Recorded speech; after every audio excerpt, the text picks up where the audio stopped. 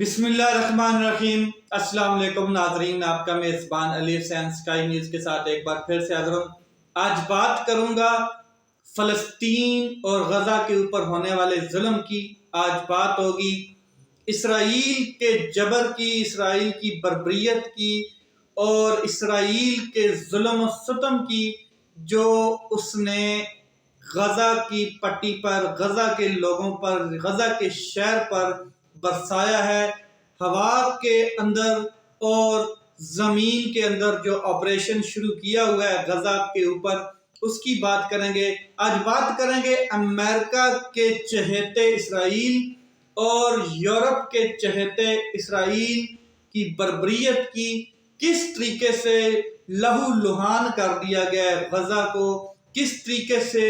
مسلمانوں کی نسل کشی کی جا رہی ہے اور سپورٹ کر رہا ہے امریکہ، سپورٹ کر رہا ہے یورپ اور مسلمان دنیا، مسلمان ممالک، مسلم امت اس ٹائم کس حد تک فلسطین اور غزہ کے ساتھ کھڑی ہے، اس کے اوپر آج بات کرتے ہیں۔ 8,000 سے زیادہ لاشیں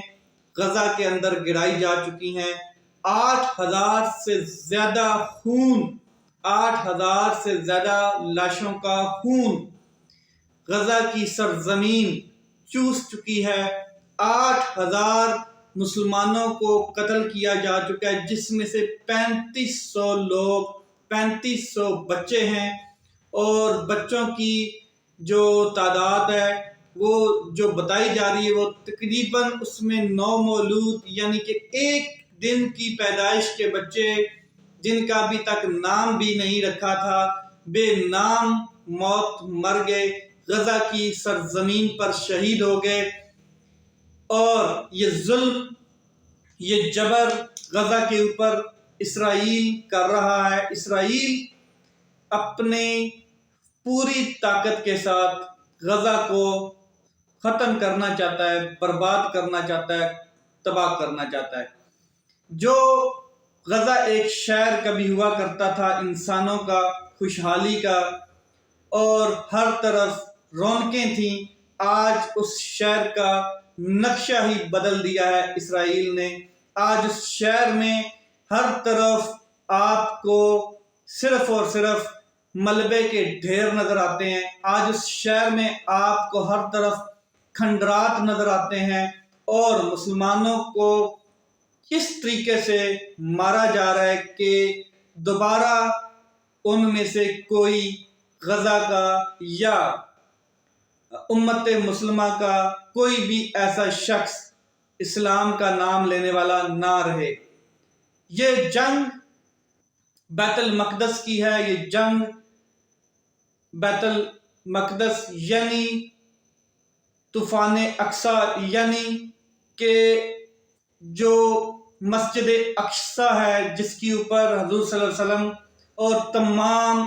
اور بھی مذاہب کے پیغمبر وہاں پر گئے۔ یہ بیت المقدس بڑی اہم ترین جگہ، یہ صرف مسلمانوں کے لیے نہیں اہم، بلکہ یہ اور بھی یہودیوں اور عیسائیوں کے لیے بھی بڑی اہم ہے۔ تو جنگ اس مذہبی جو یادگار ہے، مذہبی جو مساجد ہیں، مذہبی جو جگہ ہے، اس کی ہے، اور مسلمان اپنے بیت المقدس کو چھڑوانے کے لیے، مسجد اقصی کو چھڑوانے کے لیے، اور اپنے حقوق کے لیے، اپنے جائز زمین کے لیے لڑ رہے ہیں۔ پانی، بجلی، خوراک، انٹرنیٹ، کسی قسم کی بھی کوئی سروس جو معمول کے مطابق ہوتی، تمام کی تمام غزہ کے اوپر پچھلے کئی دنوں سے بند کر دی گئی ہے۔ رات کی تاریکی میں فضائی حملے غزہ پر کیے جا رہے ہیں، اور بارش کی جا رہی ہے، میزائل کی بارش کی جا رہی ہے، کیا کہتے ہیں، بمبوں کی۔ شہروں کے اوپر برسائے گئے بم دن کو دیکھنے میں کھنڈرات نظر آتے ہیں وہ شہر۔ اسرائیلی فوج نے زمینی آپریشن بھی شروع کر دیا ہے، اور اس میں جو سپورٹ ہے وہ آپ کو پتہ ہے امریکہ اور یورپ مالی اور فوجی سپورٹ ان کو دے رہا ہے۔ امریکہ کی مدد سے، کیونکہ امریکہ کے وزیر اعظم، امریکہ کے صدر بارہا یہ کہہ چکے ہیں کہ ہم اسرائیل کے ساتھ چٹان کی طرح کھڑے ہیں، تو تمام بارودی، تمام ہتھیاروں کی جو کھیپس ہیں وہ غزہ کے اندر، وہ فلسطین کے اندر اسرائیل کو پہنچائی جا رہی ہیں، جو اس ٹائم آپریشن میں مسلمانوں کے اوپر ٹیسٹ کیے جا رہے ہیں۔ نسل کشی کے لیے فاسفورس بموں کا بھی استعمال کیا جاتا ہے، یعنی کہ کیمیکلز والے جتنے بم ہیں ان کا بھی استعمال کیا جا رہا ہے۔ مسلمانوں کے چتھڑے اڑائے جا رہے ہیں، تمام عورتوں اور بچوں کو مارا جا رہا ہے، اور تمام بزرگوں اور نوجوانوں کو چن چن کر مارا جا رہا ہے۔ اس کے علاوہ تمام عمارتوں کو بلڈوز کیا جا رہا ہے۔ 700 سے زائد ہسپتال جن کے اوپر بمباری کر کے ان کو بلڈوز کیا جا چکا ہے، نشانہ بنا کر تباہ کیا گیا ہے۔ اس جنگ میں اسرائیل کا ساتھ صرف اور صرف یورپین یونین اور امریکہ دے رہا ہے، مگر دوسری طرف اگر ہم دیکھیں تو غزہ کا ساتھ، حماس کا ساتھ، فلسطین کے مسلمانوں کا ساتھ اگر کسی نے کھل کر دیا ہے تو وہ ایران ہے یا ترکی ہے۔ ترکی اور ایران نے کھل کر سر عام پیغامات بھی پہنچائے اور مالی امداد کی بھی کوشش کی ہے، اور جو ان سے ہو سکا ہے انہوں نے بڑی بڑی سپر پاورز کو، بڑی بڑی طاقتوں کو آنکھیں دکھائی ہیں۔ تو یہ دو واحد اسلامی ممالک ہیں جنہوں نے فلسطین کے ساتھ کھڑے ہو کر دکھایا ہے۔ اس کے علاوہ دوسری طرف بات کریں کہ مسلمانوں کے ساتھ جو اور ممالک کھڑے ہیں وہ کون کون سے ہیں، تو وہ کس حد تک کھڑے ہیں، تو وہ صرف اور صرف مطالبے پہ مطالبہ کرتے ہوئے باقی تمام مسلم ممالک، جن میں خلیجی ممالک جو کیا کہتے ہیں UAE سے اور عرب امارات سے منسلک ہیں، تمام خلیجی ممالک، اس میں پاکستان، پھر مڈل ایسٹ میں جو مسلم ممالک ہیں وہ سارے، یہ سارے کی سارے صرف اور صرف مطالبے پہ مطالبہ کر رہے ہیں کہ جنگ بندی کی جائے۔ یہ سارے کے سارے ممالک مذمت پہ مذمت کرتے ہوئے نظر آتے ہیں۔ یہ صرف اور صرف ایک ہی فون کال کرتے ہیں ایک دوسرے کو، اور میٹنگز بلاتے ہیں، قراردادیں پیش کرنے کی کوشش کر رہے ہیں۔ یہ ان کی طاقت ہے۔ یہ میڈیا پر بیانات بازی کے علاوہ ان کا کوئی اہم رول نہیں ابھی تک نظر آیا۔ پاکستان میں بھی مظاہرے ہو رہے ہیں فلسطین کے حق میں، غزہ کے حق میں، پوری دنیا میں مظاہرے ہو رہے ہیں، یورپ میں بھی ہو رہے ہیں، اس کے علاوہ کیا کہتے ہیں خلیجی ممالک میں بھی ہو رہے ہیں، افریقہ میں بھی ہو رہے ہیں۔ مسلمانوں کے اندر یہ درد ہے، مگر جو ان تمام ممالک کے حکمران ہیں یہ صرف اور صرف مذمتی بیان، مطالبے پہ مطالبہ اور فون کالز اور میٹنگ کے علاوہ ان کا کوئی سٹرکٹ رد عمل نہیں نظر آتا ہے۔ سچ کہوں تو یہ سب نیوٹرلز نظر آتے ہیں، یعنی کہ نہ ادھر کے نہ ادھر کے، دونوں اطراف کے نظر آتے ہیں، کیونکہ ان کے مفادات بھی انہی ممالک سے جڑے ہوئے ہیں، یعنی کہ اسرائیل کے ساتھ ان کے مفادات بھی ہیں،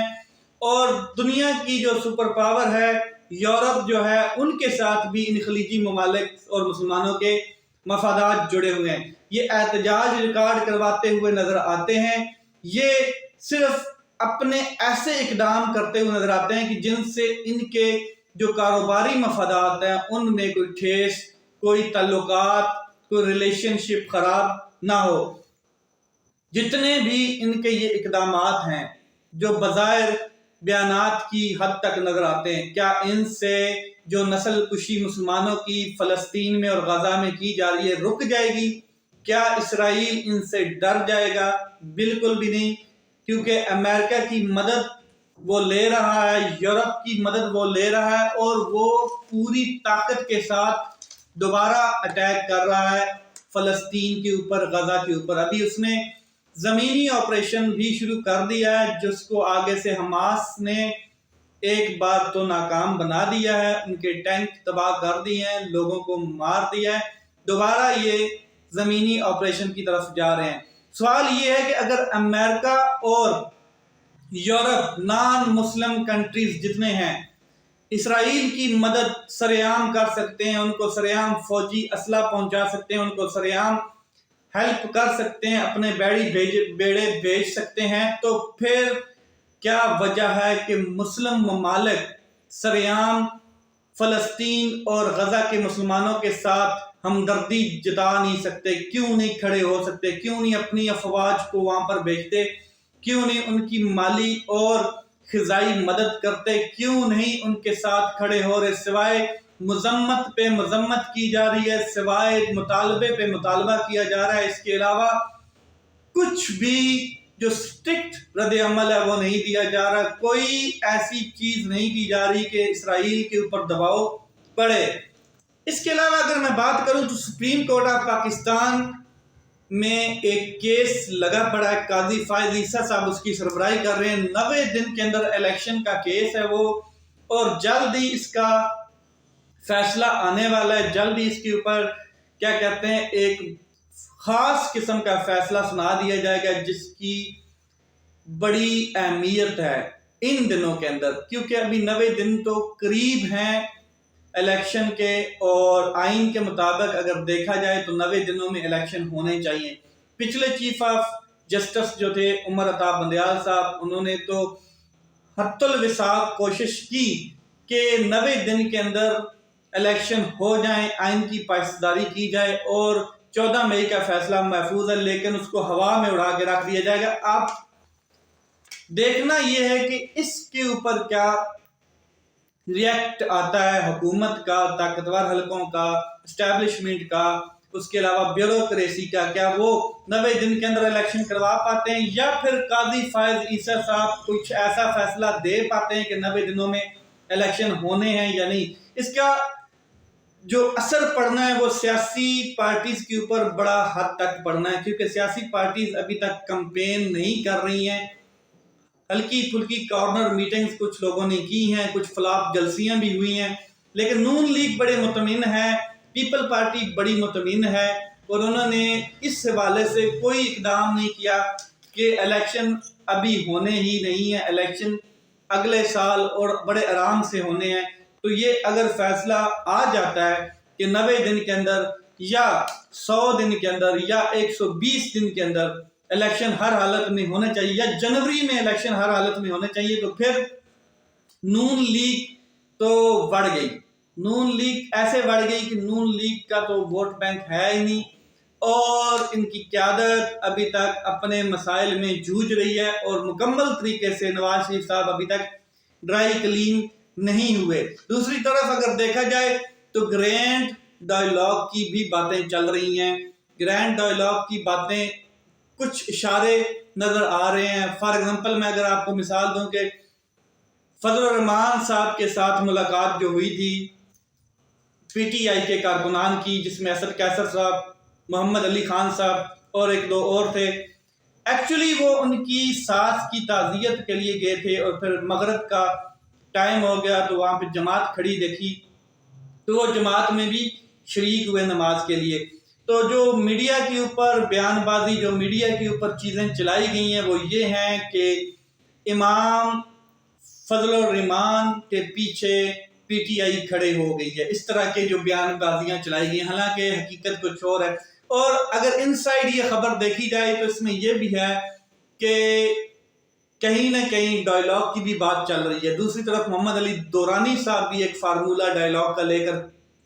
چل رہے ہیں، اور پھر پیپل پارٹی خاصی نون لیگ سے ناراض نظر آتی ہے، اور اسٹیبلشمنٹ سے بھی، کہ یہ